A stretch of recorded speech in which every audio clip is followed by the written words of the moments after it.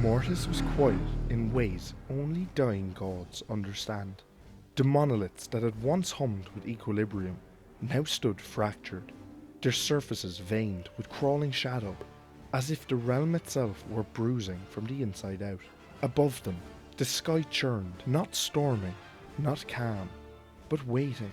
Anakin Skywalker stood at the centre of it, boots planted against ancient stone, his hand flexing unconsciously as the Force pressed against him from every direction at once. The Father did not pace. He never had. He stood before Anakin as he always did, tall and immovable, yet diminished now, as though the light sustaining him had already begun to recede. "The balance is broken," the Father said, his voice heavier than gravity, "and if he leaves this place, it will not return."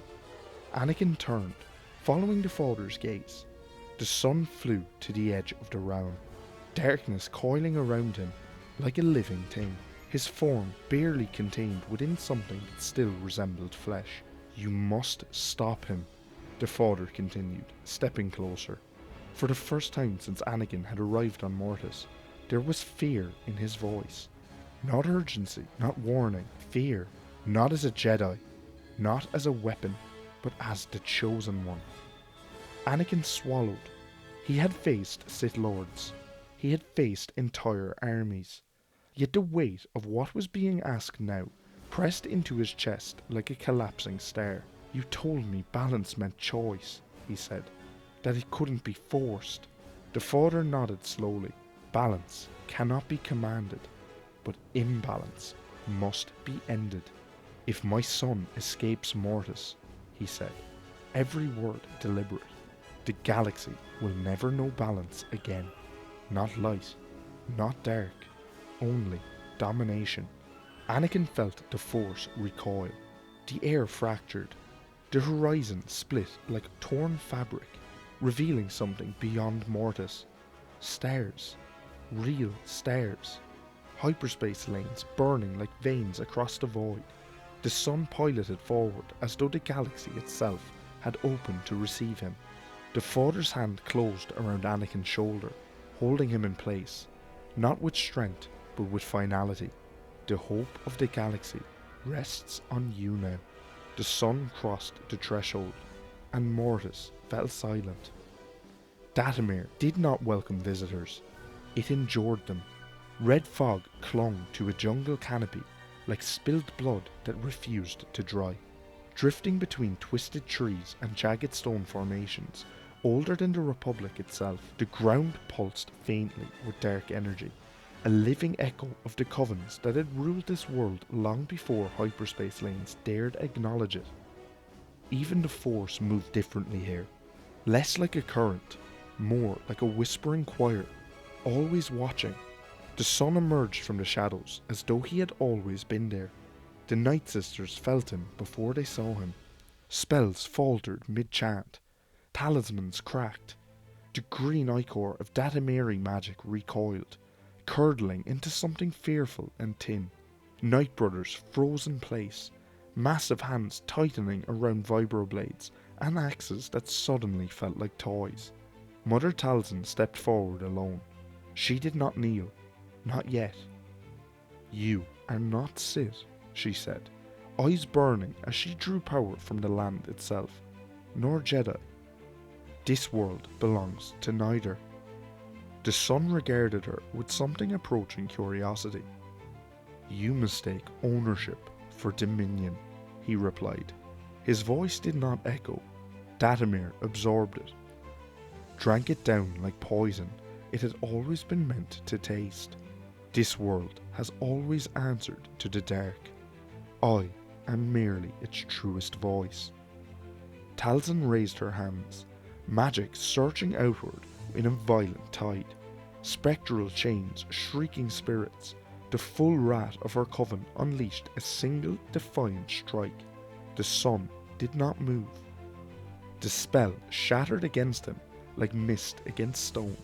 With a flick of his wrist, the ground beneath Talzin split open. Invisible pressure crushed down upon her, forcing her to her knees, her breath tearing from her lungs as the jungle itself seemed to bow with her.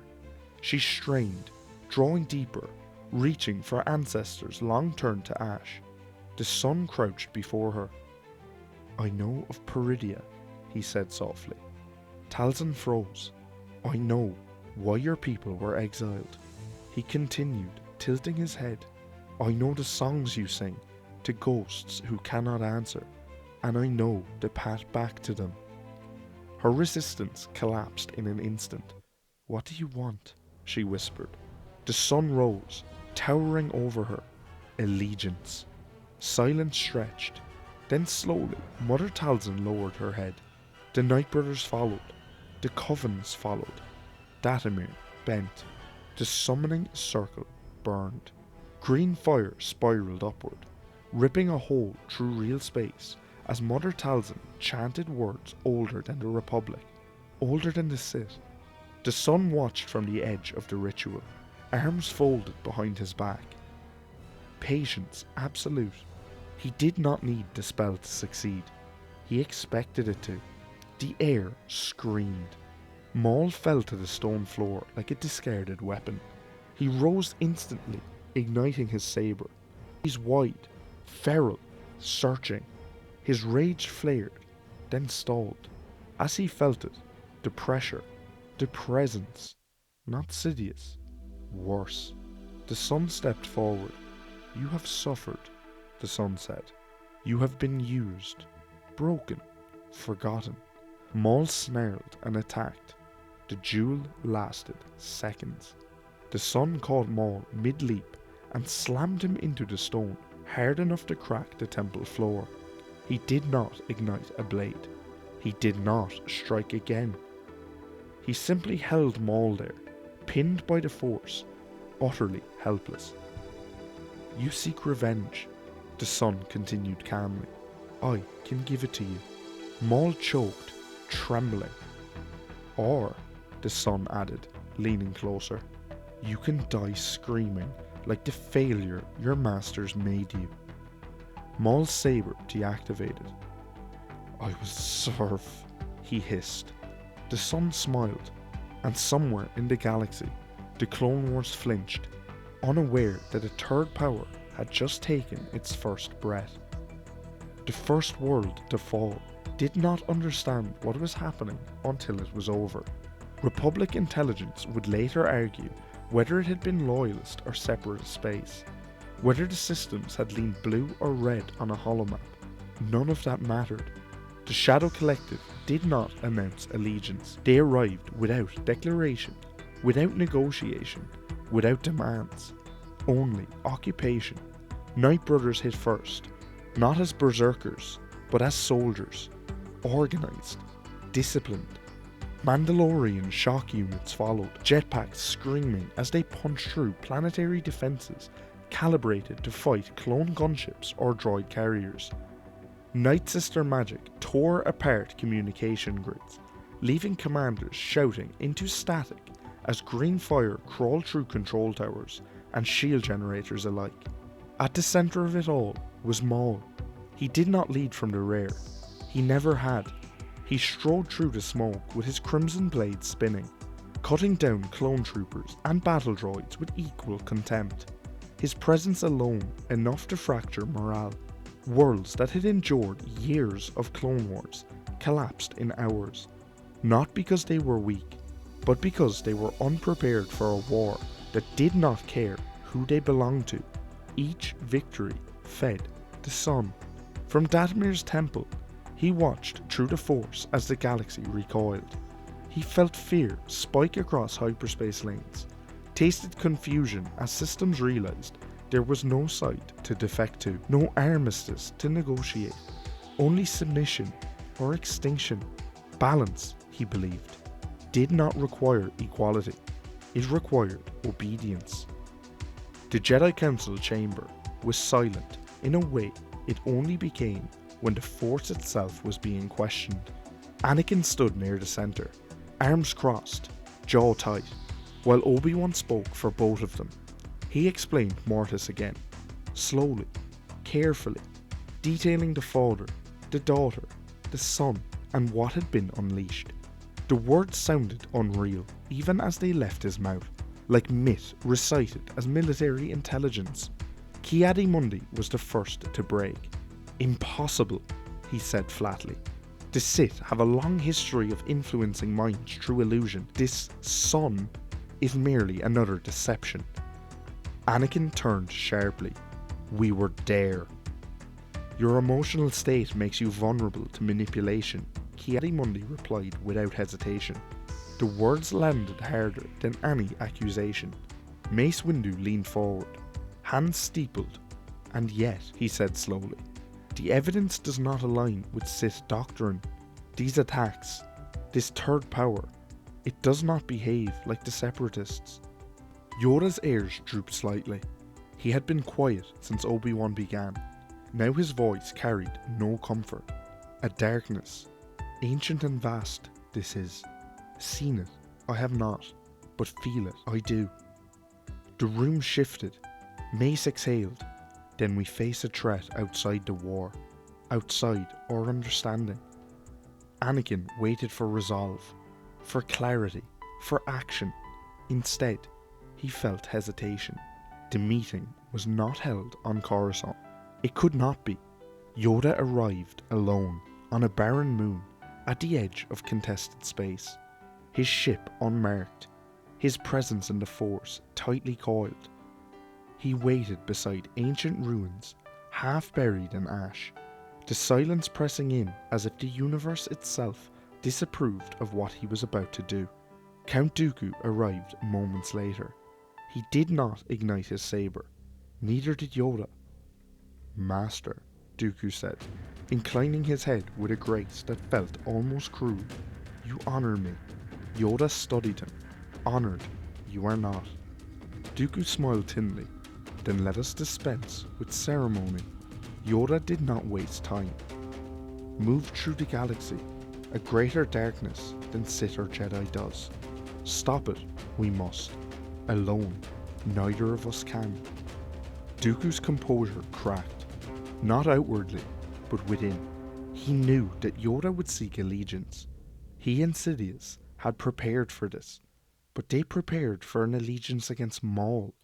Who was this greater darkness Yoda spoke of? "You ask me to betray my call," Dooku said carefully. Yoda's gaze hardened. "Already betrayed, the galaxy has been, by lies, layered atop lies." A pause. Then Dooku nodded. "Very well. We unite. Quietly. The war continues. The people must never know how close annihilation truly is." Yoda closed his eyes. A dark step had been taken. The council chamber felt smaller than it ever had. Yoda stood alone at the center of the circular floor, his cane resting unused at his side. He did not sit. He did not bow.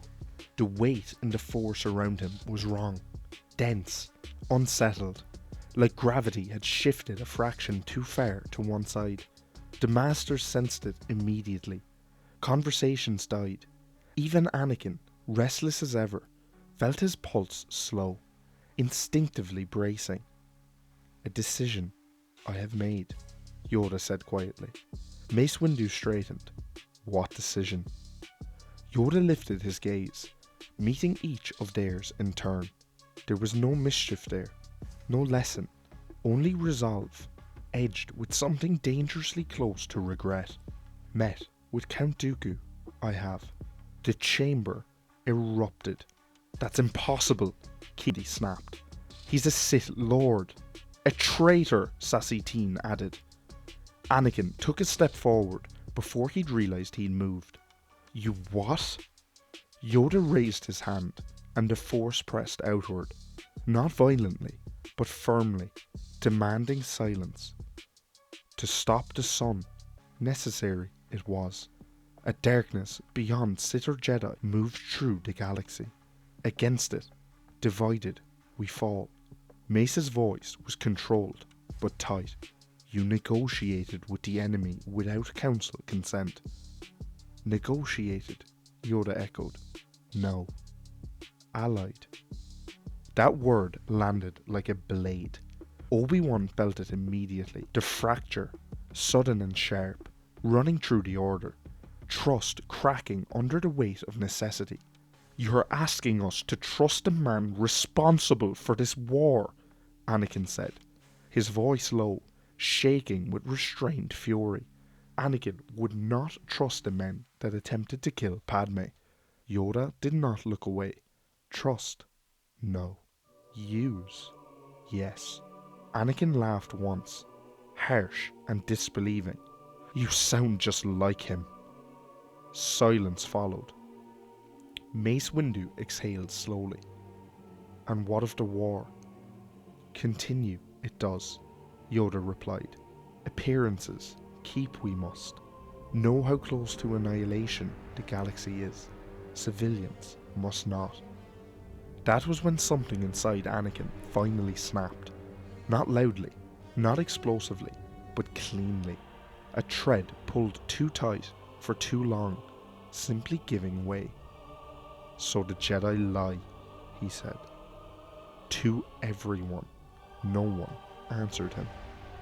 The hangar lights cast long shadows across the polished floor as Anakin paced between the parked gunships of the 501st.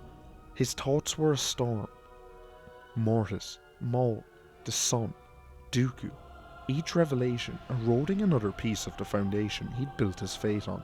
Ahsoka leaned against a crate nearby, arms crossed, watching him unravel in silence.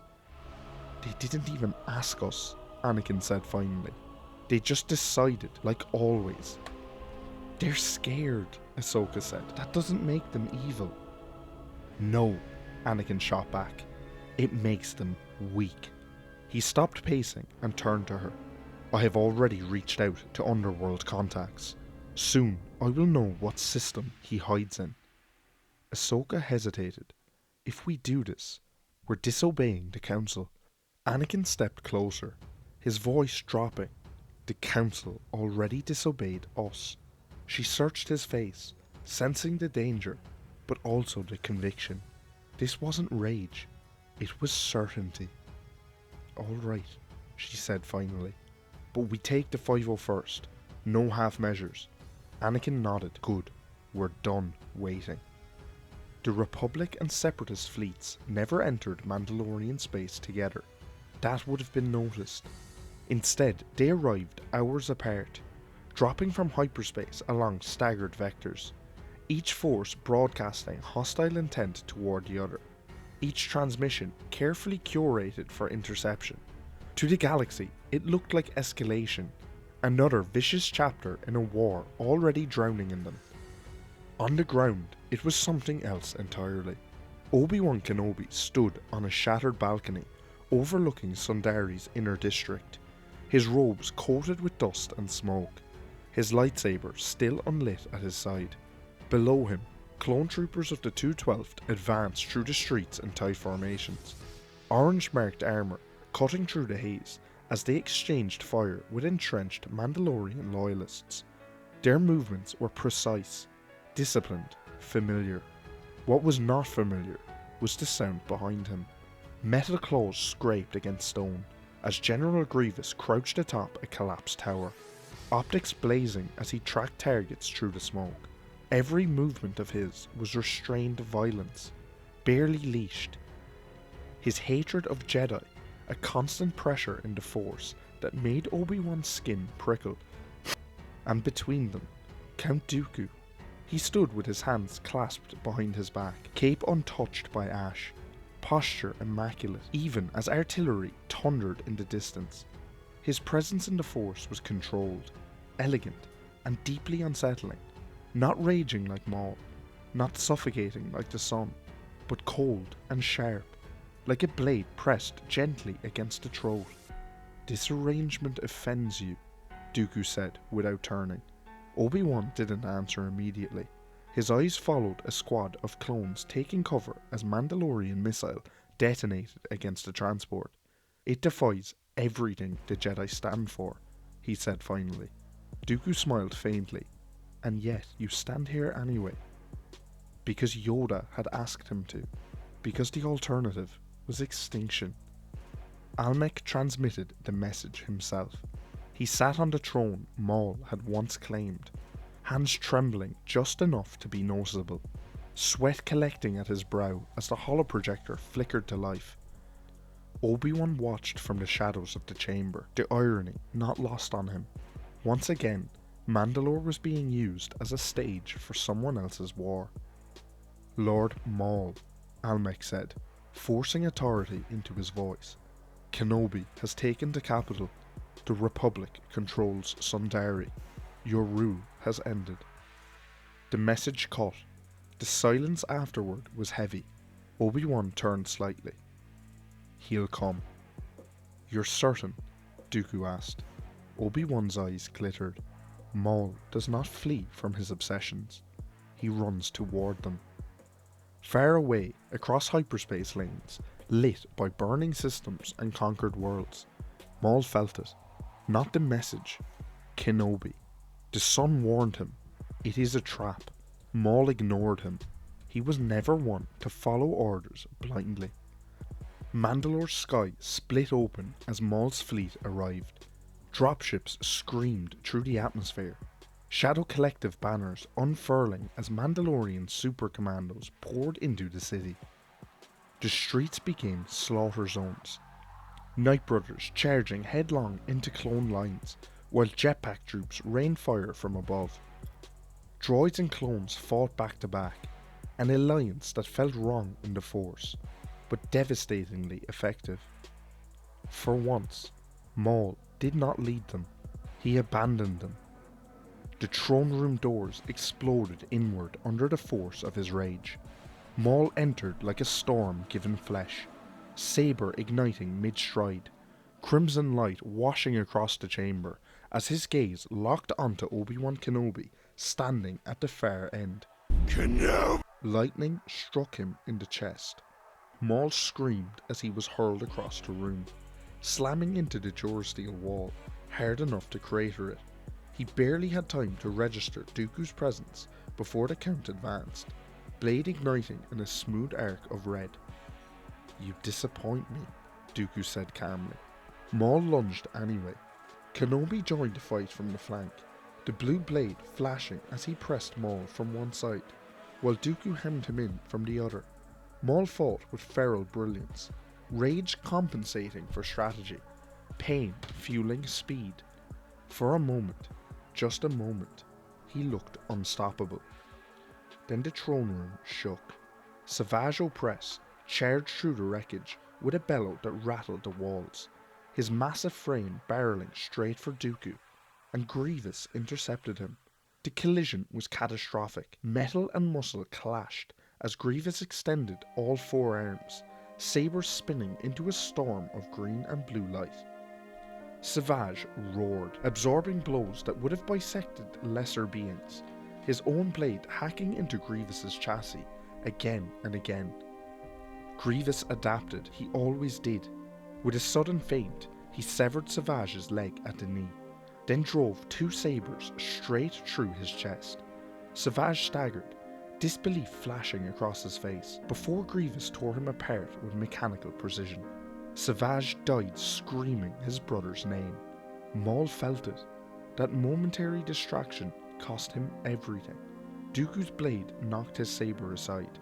Kenobi's force push slammed him to his knees. Binder cuffs snapped shut around his wrists, humming as they locked him down. Maul laughed through bloodied teeth, chest heaving. You think you've won, he spat. You have no idea what's coming. Dooku looked down at him, expression unreadable. Oh, he said softly, we know. Dathomir did not announce itself with violence. Anakin expected resistance the moment the Resolute's escorts broke atmosphere. Green fire streaking forward, beasts shrieking from the canopy, Night Brothers charging in the landing zone in a frenzy of blades and rage. Instead, there was only fog, thick, red-tinged mist rolling across the landing field, swallowing the gunship's silhouettes as they touched down. The 501st disembarked in formation, rifles raised, scanners useless. The jungle loomed close, Branches twisted into clawed silhouettes that seemed to lean inward as if listening. No shots were fired. Figures emerged from the fog, Night Sisters first, staffs planted into the soil, eyes glowing faintly with magic. Behind them came the Night Brothers, massive and scared, weapons held but not raised. They did not encircle the clones. They parted, forming a clear, deliberate corridor leading deeper into the jungle. Ahsoka felt it immediately. "This is wrong," she said quietly, hand hovering near her saber. "They're letting us through." Anakin stepped forward without hesitation. "They want us inside." "That's usually when you call in air support," Ahsoka replied, glancing back toward the gunships. "We level the temple, collapse whatever's inside, and fight our way out." Anakin didn't look at her. His eyes were fixed on the path, on the ancient stone steps barely visible through the mist. "No," he said. "We don't know what survives that, and we don't know what we lose." Ahsoka studied his face. There was no anger there, no recklessness, only resolve. "If this is the source," Anakin continued, "then I end it myself." He started walking. After a moment, Ahsoka followed. The Temple of Dathomir was older than the Republic, older than the Jedi Order itself. Its stones were blackened by centuries of ritual fire, its walls etched with symbols that predated written galactic history. The air inside was thick, not with smoke, but with memory, echoes of sacrifice, exile, and power taken rather than given. The sun waited at its heart. He stood beneath a shattered archway, hands clasped behind his back, his presence filling the chamber without pressing against it. He did not radiate hostility. He did not posture. He simply was, a constant weight in the force that made the world feel slightly off balance, as though gravity itself deferred to him. "You came alone," the sun said, turning to face them. "How very Jedi of you." Ahsoka ignited her saber instantly. "You're done," she said, forcing confidence into her voice. "Your army is scattered." The sun smiled, not mockingly, but with something close to pity. "You think this war is about armies?" He raised his hand. The chamber darkened as green Dathomiri magic bled into the air, coiling into shapes, visions, not illusions. Star systems burned, clone troopers fell in endless ranks, separatist worlds starved under blockade. And at the center of it all, Palpatine. Anakin's breath caught. The vision shifted. Sidious speaking to Dooku. Sidious addressing the Senate. Sidious whispering into Anakin's ear, guiding him, shaping him, using him. "Every death," the sun said softly, "a transaction. Every battle, theatre. You have been fighting a phony war." Anakin felt something inside his chest fracture. "No," he said, but the word lacked conviction. "He wouldn't." "He already has," the sun replied, "and he will discard you when you are no longer useful. As he did Maul, as he will Dooku." Anakin is shaken. The Jedi have betrayed him. The Republic have betrayed him. Palpatine has betrayed him. Ahsoka, realizing that Anakin was beginning to listen to the sun, stepped between them. "Enough," she snapped. "This doesn't matter. We stop you first. Then we deal with Palpatine." The sun's gaze flickered to her. "So much fate," he said. "Borrowed, fragile fate." He moved. Not quickly, not violently. He placed his hand against Ahsoka's temple. Ahsoka screamed, not aloud, but within. The sun's presence invaded her mind like a collapsing star, memories unravelling under the pressure. He sought fear, guilt, doubt, levers he had used on countless beings before, and found resistance. Something ancient stirred within her. Light flared, not blinding, not pure, but steadfast. The echo of the daughter's sacrifice surged through Ahsoka's consciousness, a shield forged not of denial, but of acceptance. She did not push the sun out. She endured him. The feedback was violent. The son recoiled a step, eyes widening as the power rebounded through the connection. Ahsoka collapsed, her body hitting the stone floor hard, unconscious, but alive. Ahsoka! Anakin dropped to his knees beside her, panic tearing through his control as he checked her breathing, her pulse. The son recovered instantly and seized his moment. The son knelt opposite Anakin, their eyes level. "Look at me," he said. Anakin did. The Force closed in. The son did not show him power, he showed him consequence. Cities reduced to ash under endless war. Padme dying alone in the Senate chamber while Jedi debated procedure. A galaxy stranded by hypocrisy, its protectors too afraid to act, too compromised to lead. Then something worse. Shmi Skywalker screaming. The memory, twisted, subtly, precisely, until the faces surrounding her death were no longer Tuskens, but robed figures standing back, allowing it to happen. Jedi Masters, Council members, Yoda. They could have saved her, the son whispered. They chose not to. Anakin broke. The Force surged outward, cracking the temple floor as his grief, rage and betrayal fused into something terrifyingly coherent. When the son withdrew his hand, Anakin remained kneeling, but the man who rose was not the one who had entered. His eyes burned gold. Skywalker was gone. Dathomir screamed. It was not metaphor. It was not poetic license. The planet itself howled as hyperspace tore above it, Republic and Separatist warships dropping from the void in overlapping vectors that twisted the night sky into a lattice of fire and shadow. Turbo lasers powered up across hulls that had spent years trying to kill each other, now held in uneasy silence as orders funneled down through encrypted channels that would never be made public. This was not an invasion force. It was an execution attempt. Dropships descended in waves, punching through crimson cloud cover as the jungle below answered with motion. The moment the first boots hit the soil, Dathomir reacted. The sun sent Dathomir to war. Roots split the ground like exposed veins. Ancient stone monoliths cracked open, green magic bleeding from their seams, as long-dead Night Sisters clawed their way back into the world, shrieking with voices scraped raw by centuries of silence. Clone troopers opened fire. Droids followed, the air filled with blaster bolts, screams, and the thunderous impact of rancors charging through formations that had been drilled for orderly warfare, not for a planet actively trying to kill them. Jedi Masters spread out, sabers ignited, attempting to establish lines, to control the battlefield. Control lasted minutes. Chirodactyls descended in screaming swarms, ripping gunships from the sky and dragging pilots into the trees.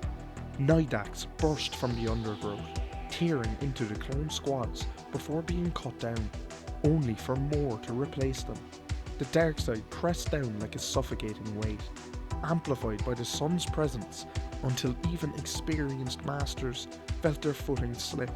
Sassy Teen died when the ground collapsed beneath him mid-leap, pulling him into a mass of undead hands that tore him apart before he could scream. Stas Ali fell moments later, crushed beneath a Rancor's foot as she tried to rally retreating clones. Yoda felt every death, and he still advanced. The temple loomed ahead, untouched by the chaos. Yoda, Mace Windu, Obi-Wan Kenobi, and Count Dooku moved together through the carnage, an arrangement that would have shattered the Jedi Order's foundation if anyone lived long enough to see it. Blaster fire parted around them as the Force bent just enough to allow passage, but even that small mercy felt strained. At the base of the temple steps, they stopped. Anakin stood there, not pacing, not posturing, waiting. Beside him, the sun rested one hand against the stone wall, as if the structure itself required his support to remain standing. The dark side rolled off him in suffocating waves, so concentrated it distorted perception. Colours dulled, sound warped. The Force screamed warnings that came too late to matter. Obi-Wan took a step forward, his voice breaking before he could stop it. "Anakin, come back. Whatever he's shown you." Anakin didn't look at him. Dooku did. The yellow eyes told him everything. "So," Dooku said quietly, igniting his saber, "the boy finally chose the truth." Anakin turned, and the battle began. Dooku struck first, lightning tearing across the steps in a blinding arc meant to kill instantly. Windu moved with him, Vapod drawing on the immense dark side presence until the air around his blade vibrated with lethal intent. Against any other being, it would have ended there, but not against the Chosen One. Anakin absorbed the lightning, teeth clenched as the energy wrapped around him, feeding the storm inside rather than tearing him apart. He launched forward, movements explosive, his blade crashing against Windu's with a force that sent cracks spiderwebbing through the stone beneath their feet. Dooku pressed from the flank, his precision flawless, decades of mastery converging in every strike. Anakin broke it anyway. He reached into the Force, not carefully, not with restraint, and pulled. Dooku's footing vanished as the stone beneath him liquefied and hardened again mid-motion, throwing him off balance for a fraction of a second. That second was enough. Anakin drove his saber straight through Dooku's chest. The Count looked down at the blade, shock flickering across his features. Not fear, but disbelief. He had expected to fall to Sidious, to fate, not to the boy unworthy of the dark side. He collapsed without another word. Windu roared and pressed harder, Vapod screaming as it fed on Anakin's rage. But the feedback loop shattered. The dark side here was no longer something Windu could redirect. Anakin overwhelmed him. The final strike took Windu's life, and whatever illusions of control the Jedi still possessed, with it. Meanwhile, Kenobi and Yoda confronted the Son. The Son did not rush them.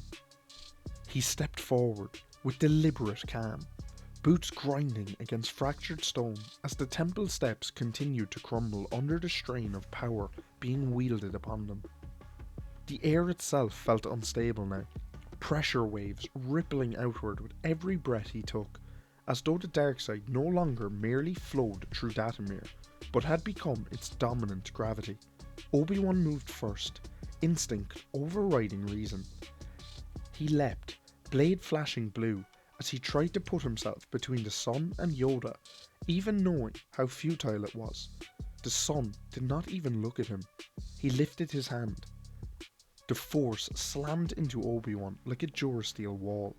His body was hurled backward, smashing through twisted jungle growth at the edge of the clearing, before coming to a violent stop. A jagged, bark-splintered branch punched clean through his side, lifting him off the ground as momentum carried him forward. The pain came all at once, white hot and suffocating, his lightsaber tumbling from his grasp as his vision blurred. Obi-Wan screamed. Yoda felt Kenobi's agony ripple through the Force like a dying star, felt the weight of centuries of teachings collapse into a single unbearable moment of failure. There was no time to grieve. There was no time to reflect. Only action remained. Yoda launched himself forward, green blade igniting as he met the Son head on. Their first collision sent a shockwave tearing through the clearing, flattening what remained of the surrounding foliage and cracking the temple steps even further. Stone exploded outward as light and darkness crashed together, each strike reverberating through the planet itself. Yoda moved with speed born of mastery, not desperation. His blade traced precise arcs, every motion controlled, economical, carrying the weight of 1,000 battles, and the discipline to never let emotion guide his hand. The Son met him with something else entirely, raw dominance. He did not match Yoda's technique. He overwhelmed it. Each block sent tremors through Yoda's arms, Each counterstrike carried enough force to shatter stone pillars behind him when deflected. The sun fought not like a Sith or a Jedi, but like a law of nature asserting itself. Yoda pushed deeper, drawing on the light not as a weapon, but as an anchor. He felt the galaxy, every act of compassion, every sacrifice made by beings who would never know his name. He centered himself in it, refusing to give the sun the fear he sought. The sun was impressed. This was more of a battle than he expected. For a fleeting moment, balance held. Then Dooku's death echoed through the Force. It struck Yoda like a blade between the ribs. His former apprentice was dead. Regret cracked his focus. The sun felt it instantly. He surged forward, his blade cleaving through Yoda's guard with brutal inevitability. A single, decisive motion followed. Yoda's body fell. His head struck the stone and rolled, coming to a rest at the base of the steps, where Obi-Wan lay impaled, fading, helpless to look away. The sun knelt beside Kenobi, his shadow swallowing what little light remained in the clearing. "Your apprentice," he said softly, with terrible satisfaction, "belongs to me now." Obi-Wan's vision dimmed, the Force slipping through his fingers as consciousness finally abandoned him. The sun turned back to Anakin, victory radiating from him like heat from a forge. He felt complete, and that was why he did not sense her. Ahsoka moved without hesitation, without anger, without fear. She had received a vision from the daughter, the woman who had saved her. The daughter taught her how to hide her presence in the Force, informing her that it would be essential knowledge in the battle against the sun. Ahsoka took heed of her advice. She masked herself in the Force by releasing presence rather than suppressing it, becoming absence instead of shadow. Her steps made no sound against the stone as she closed the distance. Her blade ignited mid-strike. White light punched through the sun's chest, bursting from his back in a violent spray of dark energy that screamed as it was torn apart. The sun staggered, disbelief twisting his features as he turned, reaching for her, and failed.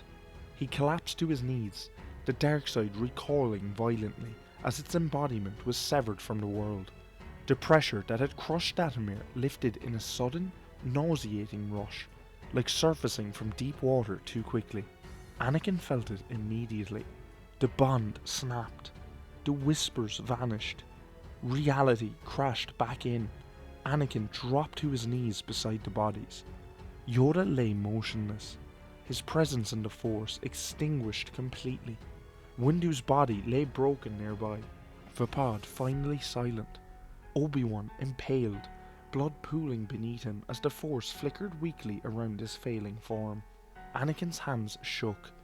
Ahsoka reached him, grabbing his shoulder. "Anakin," she said urgently, "listen to me. The battle isn't over. There are still Jedi out there." He didn't answer. He stood. What followed was not strategy. It was not justice. It was release. Anakin waded back into the battle, with the full weight of his grief driving every movement. Night Brothers fell in droves. Undead forms were torn apart mid-charge, ripped into fragments by invisible pressure. Beasts that had terrorized armies collapsed under crushing force, their roars cut short as the wind behind them broke. At the central clearing, the chaos had thinned. Only 3 figures remained standing. Plo Koon and Kit Fisto stood shoulder to shoulder, sabers ignited, but their stances defensive. Wary. Across from them, General Grievous stalked forward, sabers spinning, optics flaring, as he continued to cut down Night Sister resistance. Anakin did not give him a chance. He crossed the distance in a blur, his blade carving through Grievous's defences with terrifying precision. One arm fell, then another, then the General's torso split open, sparking violently as Grievous collapsed in a heap of ruined metal at Anakin's feet. Silence fell. Plo Koon and Kit Fisto turned toward him. Anakin raised his hand. The Force seized them.